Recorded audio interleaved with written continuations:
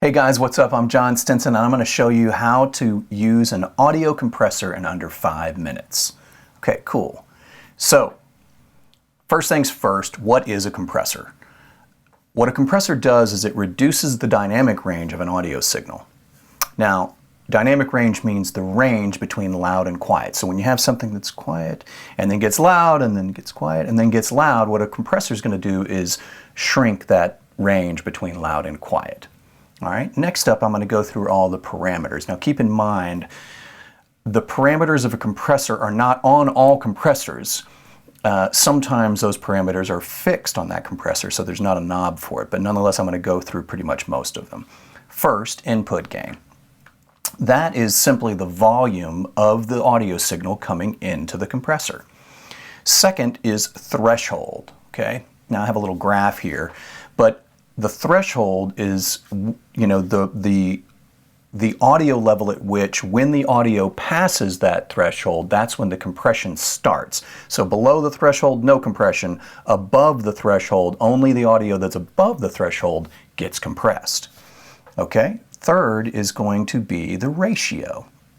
The ratio is how hard the compression hits the audio once it passes the threshold. So 2:1 means that for every 2 dB above the threshold, you're going to get 1 dB out. And so 5:1, if for every 5 dB above the threshold, you're going to get 1 dB out. 10:1, which is hardcore compression, right? For every 10 dB above the threshold, you're only going to get 1 dB above the threshold. And so if you had 20 dB above the threshold, you'd still only get 2 dB out, right? So pretty hardcore once you get to those ratios.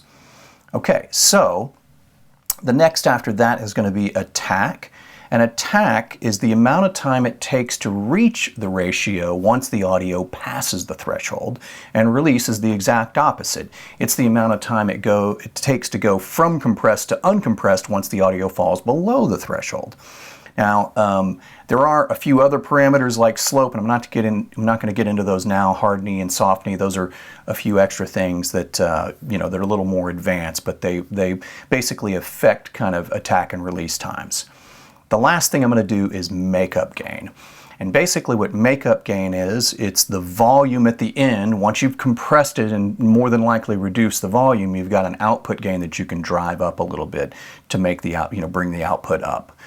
Okay, so that's all the parameters. All right, so now we're going to look at a few different types of compressors. Generally speaking, there's 2 types of compressors out in the world in general, and that's solid-state compressors, which generally have a pretty punchy sound, a little more focused, a little more transparent.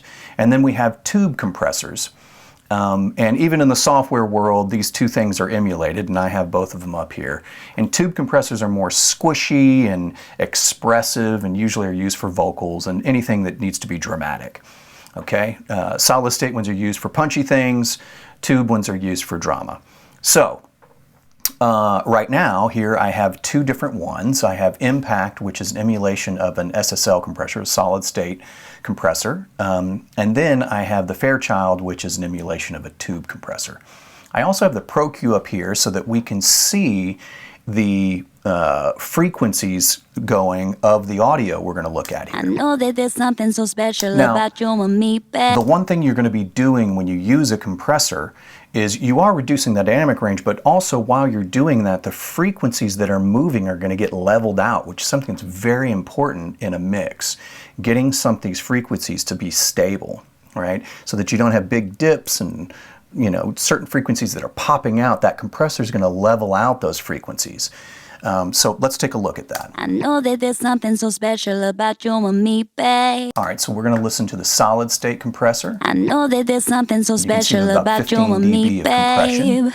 but you'll see You it got me, you levels got out. me, you got me. The frequency's feeling. kicking, right? Without it, I know that there's something so special much about more you and movement me, in the frequencies, babe. right? So let's listen to the tube compressor, same thing. I know that there's something so special about you and me, babe. And without. I know that there's something so special about you and me. Right, so not only does it reduce the dynamic range, it also levels out the frequencies, which is so important because then when you EQ, you can do it more reliably and in small increments and shape the sound more accurately once you've compressed. So compression plays a big role in how you mix things, dynamic control. Okay, cool. If you guys felt that was useful, please like, subscribe, comment, all that kind of good stuff.